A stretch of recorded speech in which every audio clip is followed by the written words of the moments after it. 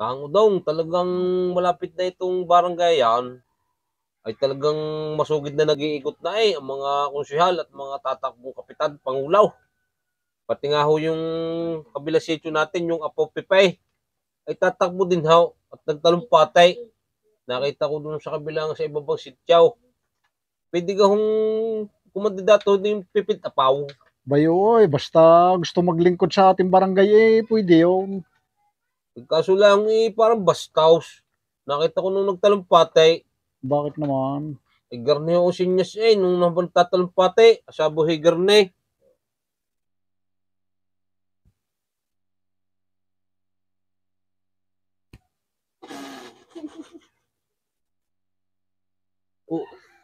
Hindi ka ho bastos yawn. Hindi bastos yun. Ulitin mo at papaliwanag ko sa iyo kung anong ibig sabihin noon.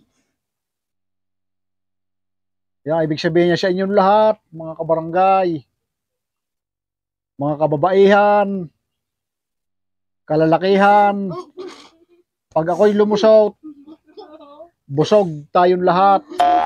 Yun.